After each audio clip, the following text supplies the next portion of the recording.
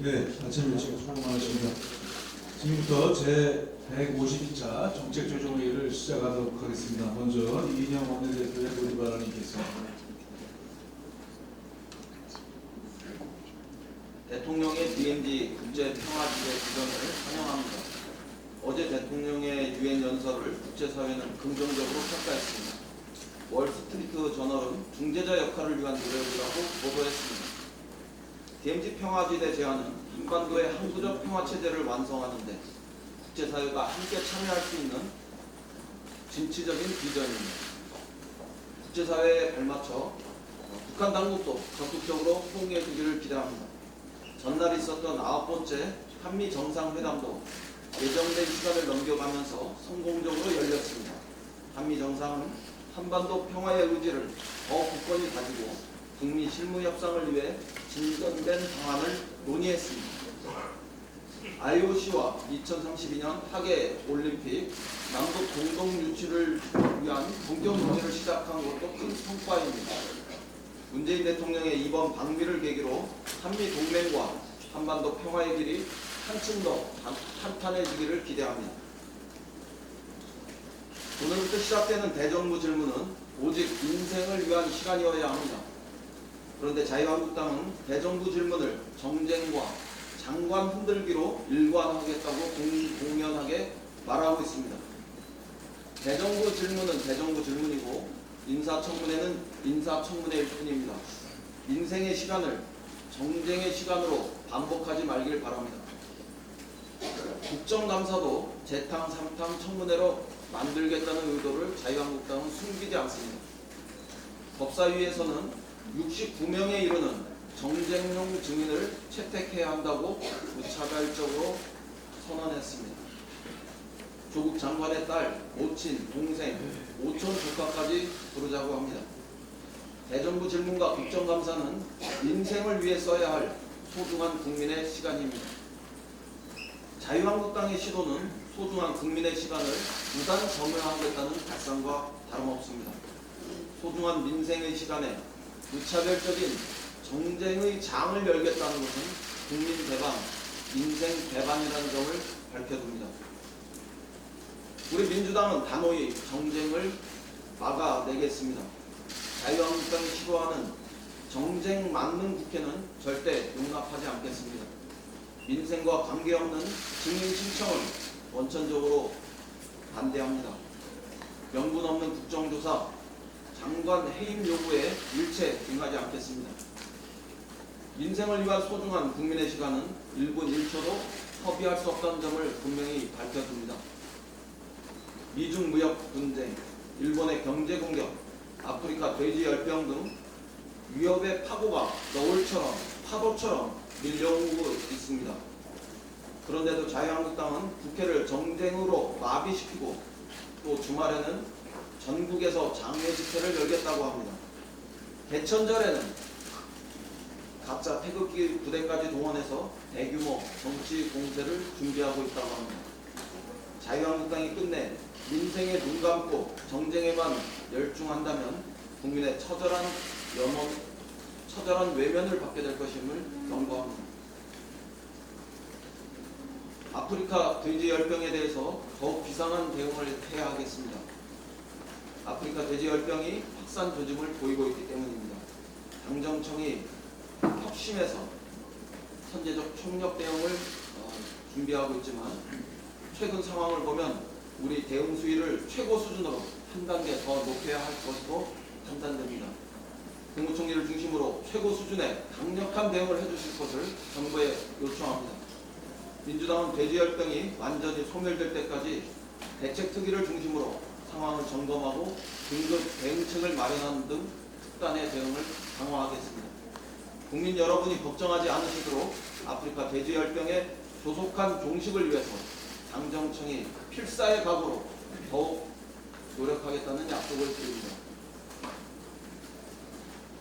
해외 금리 연계 펀드, 이른바 DLF와 관련해서 철저한 진상 규명과 또 대책 마련이 시급합니다.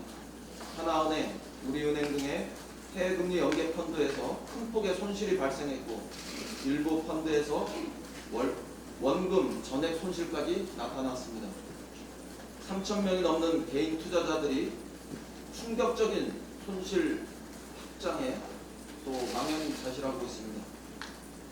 더욱 안타까운 점은 노후 자금을 투자한 60대 이상 분들이 1,445명으로 전체 피해자의 거의 절반에 달한다는 점입니다. 엉터리 펀드 판매의 진상을 철저히 규명해야 합니다. 금융기관의 불법 행위는 없었는지, 정부와 감독기관은 역할을 제대로 수행했는지 철저히 규명하고 대책을 마련할 것을 정부에 촉구합니다. 억울한 피해자가 발생하지 않도록 강력한 조치를 취해야 합니다. 금융감독원에 요청합니다. 합동검사를 통해서 불안전 판매 여부와 내부 통제 시스템 미비에 대해서 철저한 검사를 진행해 진상을 밝혀주실 것을 요청합니다. 금융위원회는 지난 2015년 사모펀드에 대한 개인 최소 투자 금액을 5억에서 1억으로 낮추고 자산운용사 설립을 허가제에서 등록제로 바꿨습니다. 그러나 규제를 대폭 완화하면서 금융소비자 보호에 대한 고려는 전혀 없었던 것은 아닌지 엄중한 평가가 있어야 하겠습니다. 민주당은 책임 규명이 진행되는지 철저히 관리하는 한편 이번 사태가 다시 재발하지 않도록 법령 및 감독기구 정비에 적극 힘쓰겠습니다. 끝으로 검찰개혁과 관련해서 한마디 보태겠습니다. 이번 주말 서초동에는 10만 개의 촛불이 켜진다고 합니다. 피의사실 유포, 별건 수사, 장시간의 압수수색 등 검찰의 과도한 수사를 비판하고 또 정치검찰의 복귀에 준엄한 경고를 하기 위한 시민들의 행동입니다. 검찰개혁의 시간이고 행동하는 양심, 깨어있는 시민들의 시간이 다시 시작되었습니다. 민주당은 때가 되면 주저없이 검찰개혁에 나설 것이라는 점을 분명히 밝힙니다. 검찰은 왜 시민들이 서초동을 향해 촛불을 들고 나서는지 깊이 자성하기 바랍니다. 이상입니다. 예, 다음은 조정식 정책위의장의 의견을 읽겠습니다. 더불어민주당과 정부는 잠시 전 당정청 협의를 갖고 소재 부품 장비 산업 특별법의 주요 개정 방향에 대한 논의를 진행했습니다. 당정은 소재 부품 장비 산업의 경쟁력 강화를 범정부적 차원에서 지원하기 위해 현행 소재 부품 산업 특별법을 소재 부품 장비 산업 특별법으로 전면 개정하고 상시법화하기로 결정했습니다. 또한 기술 개발, 실증 테스트베드, 인력 양성 등 산업 전 주기에 걸쳐 지원을 강화하고 다양한 패키지 지원을 통해 기업 간 협력을 촉진하는 내용도 개정안에 담았습니다. 특히 종합적인 지원 체계 구축을 위해 경쟁력 강화위원회를 신설하고 특별회계를 설치해 안정적인 재원도 마련하기로 했습니다. 더불어민주당은 소재 부품 장비 산업 특별법을 다음 주 초에 당론으로 발의할 예정입니다. 아울러 특별법을 예산 부수 법안으로 지정해 정기국회 내 반드시 처리될 수 있도록 강력을 집중하겠습니다. 이와 함께 R&D 역량을 획기적으로 강화하기 위한 국가연구개발혁신특별법, 소재 부품 장비산업 연구개발 및 인력개발에 대한 지원책 마련을 위한 조세특례 제한법도 신속히 처리하겠습니다. 현장의 생생한 목소리를 직접 청취하기 위한 홍보도 더욱 강화하겠습니다. 더불어민주당은 그동안 기업의 애로사항 해소를 위해 화학물질 취급 인허가 기간 단축, 특별 연장들로 인가 적용 등의 제도적 정비와 함께 총 6차례에 걸쳐 현장 최고위원회를 개최하여 현장 상황을 직접 점검해 왔습니다. 이 같은 행보의 연장선에서 우리 당은 어제 민관 합동 소재 부품 수급 대응 지원센터를 찾아 핵심 소재, 수급 현안 등을 점검했습니다. 민관의 긴밀한 협력으로 소재 부품 수급에 큰 차질이 발생하고 있지는 않지만 당정은 시장 상황을 계속 예의주시하면서 핵심 품목의 공급 안정성 유지에 필요한 모든 수단을 총동원할 것입니다. 일본의 수출규제 조치 처리를 위한 외교적 노력 역시 경주하겠습니다. 특히 정부의 WTO 제소에 대해 일본이 양자 협의를 수용하겠다고 밝힌 만큼 조속히 관련 논의를 개시해 수출 규제 조치 철회를 강력히 요구하겠습니다. 일본도 결자해지 차원에서 보다 전향적인 자세로 양국 간 협의에 임해야 할 것입니다. 자유롭고 공정한 무역 질서 회복과 양국 간 신뢰 회복을 위해 일본 정부의 부당한 수출 규제 조치의 철회를 거듭 촉구합니다. 문재인 대통령께서 어제 새벽 유엔 총회에서 기조연설에 나섰습니다. 문 대통령은 연설에서 전쟁 불령과 남북 안전 보장, 공동 번영 협력이라는 한반도 평화의 3대 원칙을 천명했습니다. 특히 문재인 대통령은 세계 평화와 한반도 평화는 불가분의 관계임을 강조하고 국제사회와 함께 비무장 지대를 국제 평화 지대로 변화시켜 항구적이고 지속적인 평화를 이루자는 비전을 제시했습니다. 세계가 동참하는 평화 프로세스를 통해 한반도의 평화를 보다 공고히 하고 전 세계의 발전에 이바지하겠다는 참으로 의미 깊은 구상입니다. 이번 기조연설을 통해 우리 정부의 항구적 평화체제 노력에 대한 국제사회의 지지와 지원 역시 보다 굳건해질 것입니다. 문재인 대통령의 이번 순방을 통해 한반도 평화를 향한 걸음이 다시 빨라지고 있습니다.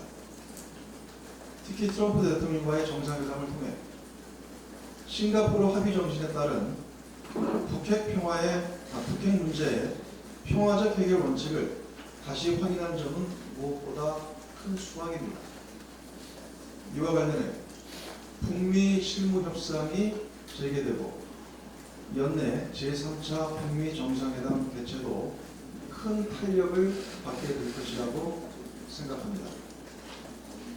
아울러 P4G 정상회의 준비 행사 참석 등을 통해 다양한 글로벌 이슈에 대한 주도 의지를 분명히 해 국제사회에서 우리의 위상을 확고히 한 점 또한 높은 순방 성과라 할 것입니다. 더불어민주당은 문재인 대통령의 이번 순방이 한반도의 비핵화와 항구적 평화체제 정착에 중요한 이정표가 될 수 있도록 모든 지원을 아끼지 않을 것입니다. 남북관계 발전 관련 3법의 정기국회 내 처리는 물론 다양한 남북 교류 협력 방안도 적극 추진하겠습니다. 이상입니다. 다음은 아프리카 돼지열병에 대해서 유인영 원내대표님이 간략히 말씀하시면 한마디 더 하겠습니다. 아프리카 돼지열병이 발빠르게 확산되고 있습니다.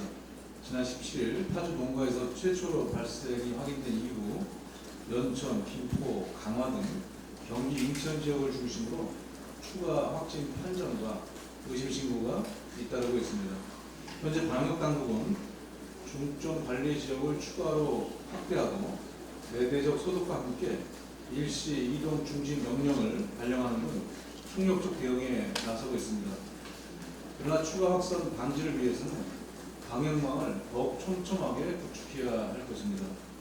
가용한 예산과 자원을 총동원해서 거점 소독 시설과 통제 초소 등을 확대하고 군 제독차 및 소독차 등 필요한 장비와 인력도 충원해서 서둘러야 할 것입니다. 범부처 차원의 총력 비상 대응 체계 구축과 함께 민간의 협조 체계 또한 보다 강화해야 할 것입니다. 아울러 필요할 경우 현재의 대응 체계를 격상하는 방안도 적극 검토해야 합니다. 우리 정치권 역시 현 시국을 국가적 재난 상황으로 인식하고 관계 단계의 방역 노력을 적극 뒷받침해야 합니다. 만일 ASF가 전국적으로 확산될 경우 국내 양도 산업은 물론 연관 산업까지 큰 타격을 입을 가능성이 크기 때문에 더욱 비상한 각오로 현 사태 해결에 앞장서야 합니다. 특히 정부가 ASF 확산 차단과 조기 종식에 온전히 역량을 집중할 수 있도록 불필요한 정쟁을 최대한 멈춰야 합니다. 더불어민주당은 당력을 총동원해 정부의 방역 대책을 적극 지원할 것입니다. 이와 관련해 어제 당내에 아프리카 돼지열병 특위 위원을 추가로 선임한 데 이어서 내일은 특위 회의를 열어 중점 관리 지역에 대한 효과적인 차단과 방역 대책을 집중적으로 논의할 계획입니다. 또한 조속한 시일 내에 강경협의를 개최 ASF 퇴치는 물론 백신 개발과 음식물 급여 전면 금지 법제화 등 중장기적인 대책도 논의하도록 하겠습니다. 다음은 박경미 원내부대표의 발언이 있겠습니다. 우리 사회의 큰 숙제 중에 하나는 교육 사다리의 복원입니다. 대학 입시에서 사회적 배려 대상자의 모든 교육 기회를 보장하기 위한 기회균형 선발은 사회 통합을 위한 평형수의 역할을 합니다. 기회균형 선발이 도입된 후 지난 10년간의 자료를 분석해보니 총 입학자 중 기회균형 선발 비율은 2009년 7%에서 2019년 11.7%로 4.7%포인트 증가한 것으로 나타났습니다. 증가했다는 사실 자체에 의미부여를 할 수는 있지만 세밀하게 들여다보면 아쉬운 면이 많습니다. 사립대의 증가폭은 국공립대의 절반도 되지 않았고 수도권 대학의 증가폭은 지방대학의 3분의 1 수준에 불과합니다. 더군다나 연세대, 고려대, 성균관대, 서강대는 기회균형 선발 비율이 10년 전에 비해 오히려 감소한 것으로 나타났습니다. 대학의 공공성 추구는 선택이 아니라 책무라는 점을 잊지 말아야 할 것입니다. 오늘 더불어민주당 교육공정성 강화 TV는 첫 회의를 개최합니다. 외부 위원들도 참여하는 이 TV가 사회 구성원들의 의견을 충실히 반영해 해안에 도출해 갈 수 있도록 다양한 목소리를 귀담아드리겠습니다. 최근 자유한국당에서 나온 발언과 관련해서도 한 말씀 드리겠습니다. 자유한국당의 툴터긴 황교안 당대표와 나경원 원내대표의 발언을 보면 가쁜 조국 물타기로 보입니다. 어제 나 대표는 김정은 북한 국무위원장 답방 가능성에 대해 정권 유지 수단은 부품밖에 없냐며 조국 덕기용이라고 맹폭을 했습니다. 알고 보니 김정은 위원장의 부산 답방 가능성을 부풀려 발표한 것은 정보위 자유한국당 간사인 이은재 의원이었고 오히려 이해훈 정보위원장과 김민기 더불어민주당 간사는 국정원이 신중하게 답했다며 이은재 의원 브리핑을 반박했습니다. 나 대표는 비판을 할 때 하더라도 팩트부터 확인하기 바랍니다. 온 나라가 웰스 공포로 떨 당시 국무총리였던 황교안 대표가 돼지열병 예방의 한점을 지적하고 총리가 전면에 나서라고 큰 수를 두었습니다. 그런데 시점이 참으로 이상합니다. 어제 25일 언급했는데 이미 17일과 24일 이낙연 총리는 NSF 관련 긴급 관계장관 회의를 열고 나름 초동 대처를 해왔습니다. 자유한국당은 내귀의 캔디, 달콤한 유튜브만 보지 말고 제대로 된 정론직필 뉴스를 보라고 고언드립니다. 감사합니다. 다음은 이호로 원내 수석부대표의 발언이 좋습니다. 네, 어저께 저희 민주당 의원들이 여러 명이 정경련에 와서 기업인과의 간담회를 가졌는데요. 그에 대해서 한 말씀을 드리겠습니다. 어제 모임은 민주당 지도부 차원에서 개최한 것이 아니고 민주당 의원들이 개별적인 차원에서 했다라고 하는 것을 여러 언론들이 통해서 아주 수차례 걸쳐서 강조해 왔습니다. 그리고 특히나 어제 모임에 간 대부분의 의견을 보면 경제를 걱정하는 국회의원 민주당의 경북 최은현 의원이 좌장을 맡고 계셔서 저희가 한 달에 한 번씩 거의 공부를 하는 교육인데요. 경제 공부를 하는 교육인 경국지목 이런 중심으로 오늘 말씀드리겠습니다. 세계 경제가 굉장히 불확실성에 빠져 있고 우리 경제 또한 활력을 잃고 있습니다. 이러한 시기에 경제를 살리기 위해서 우리는 가능한 모든 일을 다 해야 된다고 생각합니다. 기업, 노동자, 자영업자 등 모든 경제 주체들이 갈등을 해소하고 힘을 모으는 지혜의 자리를 마련하고 싶었습니다. 두 번째, 정경련과의 간담회가 아니고 15대 기업과의 간담회 자리였습니다. 그 자리에는 저희 요청에 따라서 정경련을 탈퇴한 삼성, 현대, LG, SK 등 4대 기업도 함께 참가를 했고요. 장소가 정경련 회의실이었을 뿐입니다. 실제 의원님들이 정경련 회의실을 찾아가는 것이 좀 우려가 있어서 장소를 좀 바꿔보려는 노력도 같이 정경련과 측과 같이 했었습니다. 그런데 시간이 워낙 촉박하다 보니 갈만한 공간이 전혀 보여지지가 않아가지고 어쩔 수 없이 정경련에서 개최하게 되었다라고 말씀드리고요. 오늘 아침 모 일간지에 보도된 내용에 대해서 더 말씀드리겠습니다. 제목이 정부 노조편 아니다. 내용 중에는 기업하기 좋은 나라 꿈꿔야 하지 않겠냐라고 하는 제가 어제 모두방으로 말씀드린 내용의 일부가 좀 보도가 되었는데요. 틀린 얘기 딱 꼬집어 틀렸다라고 표현하기는 애매하겠지만 조금 의도적 편집의 내용이 좀 숨어 있다라고 생각이 됩니다. 정부가 일방적으로 노조편만은 아니다라고 하는 말씀이었고, 제가 특히 내용 중에는 기업하기 좋은 나라, 노동이 행복한 나라를 만들어가야 되는 것이 우리의 소중한 꿈이 아니겠냐라고 했는데, 노동이 행복한 나라를 싹 빠지고 기업하기 좋은 나라만. 아마도 왜 이렇게 일부의 단어만을 썼는가라고 하는 데 약간 의아심을 가질 수밖에 없습니다. 그리고 어제 회의 말미에, 비공개 회의 말미에 이런 말씀을 했습니다.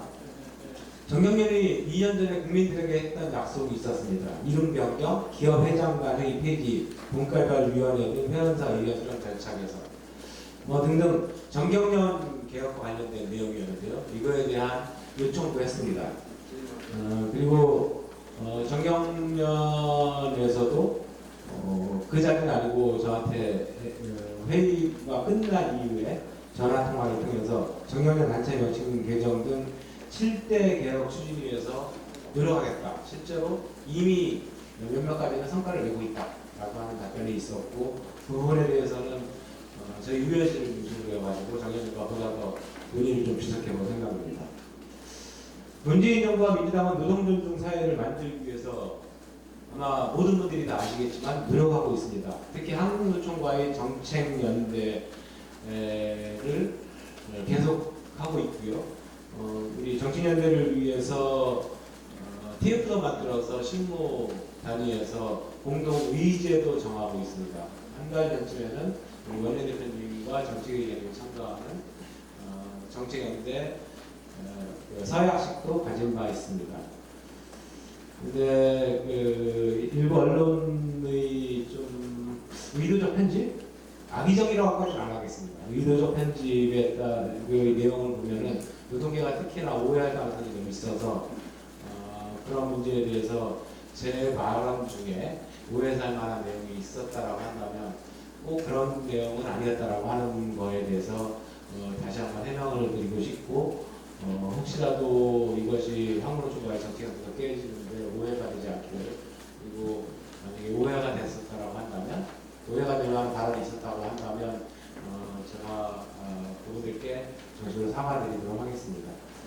기사를 하나만 더 인용하겠습니다. 다른 기관인데요. 모일간지 1면에 미중 신냉전 시대 돌입, 한국이 가장 위험하다.